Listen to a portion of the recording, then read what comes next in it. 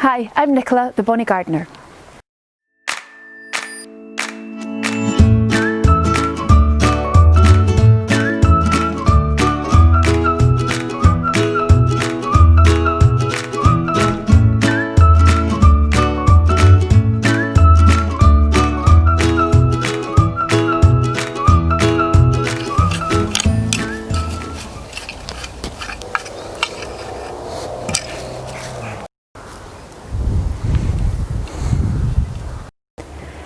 Over the past few weeks I've been working on the new bed.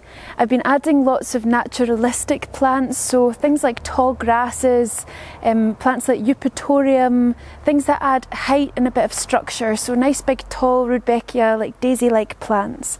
But the idea with a naturalistic bed is that it looks like something that you would find in the wild, so it's less of a sort of very choreographed garden and more of a really natural style.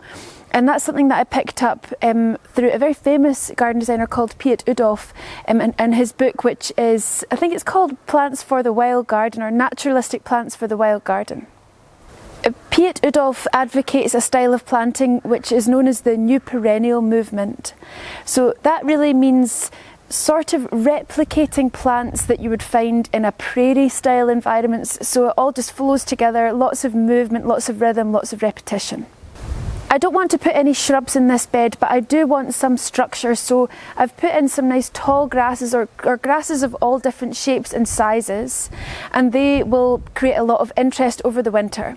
I've also put in lots of perennials, things like eupatorium, sanguisorbas, euphorbias, and these will all just start to grow over the next month or so as we come into the autumn. Over the next few months, so into the spring, they'll all come into growth. So at the moment it doesn't look like very much, but it's a really good time to plant the autumn because there's lots of warmth still in the soil from the summer. I always think that autumn is a great time to reflect on the year that's passed. So in this episode I'm going to share with you some gardens that I've worked on over this year and things that I've learnt from them. This first garden isn't big on space, but the use of planting at every stage in the year really packs a punch.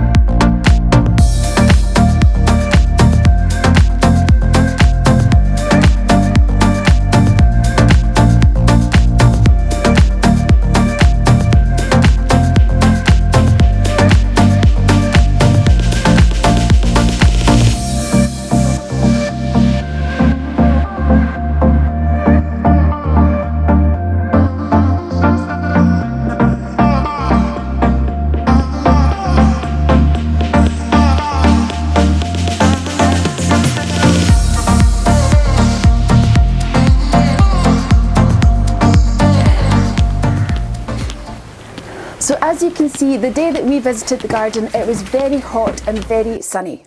This garden is a south-facing garden, which means it gets sun for most of the day. That's really beneficial because it means that the vast majority of plants that you get will thrive in those conditions, particularly flowering plants and ones that are used to maybe a more Mediterranean or South African sort of environment. However, to err on the side of caution, things that will require a bit more attention in a south-facing garden are watering requirements. So plants are going to dry out a lot quicker during hot and dry spells, which means you'll have to water perhaps even daily. And pots are something that you've got to be careful of as well. Pots are likely to dry out a lot quicker, so try to go for a pot with a bigger surface area rather than a smaller one. It means you won't have to water just as often. I've worked in this garden for a number of years, and when it's hot, it is very hot. So me and the owner have both got to seek out little areas of shade wherever they are and just try and work there as much as possible. If you're working in full sun, make sure that you get lots of water and put on your sun cream, even in Scotland. Our next garden is a very different type of garden. It's more north facing, which means it doesn't get much sunshine during any part of the day. It's also surrounded by trees and it's got much more of a woodland feel.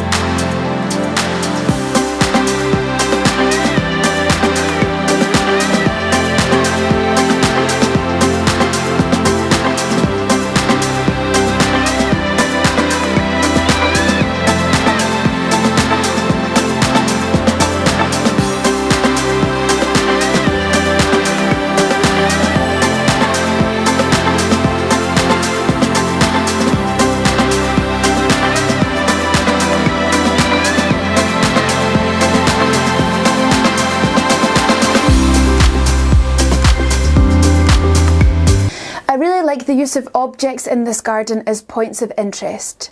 The ladder creates a nice focal point and is also a different colour, so it complements the foliage of the plants. The gate invites you to go on a journey through the garden to another place. This last video is of Alistair's garden, and we visited this before in series 1. But I wanted to show you it again just to show how much it's changed through the seasons.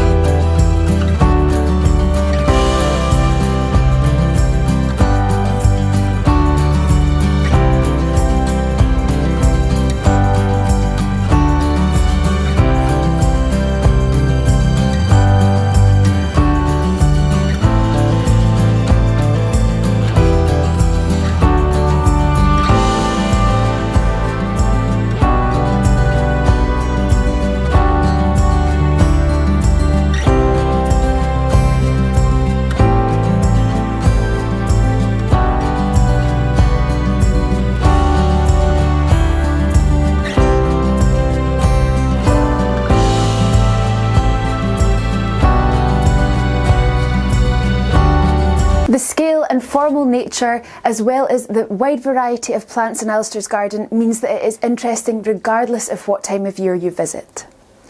And finally, every single garden benefits from a happy dog.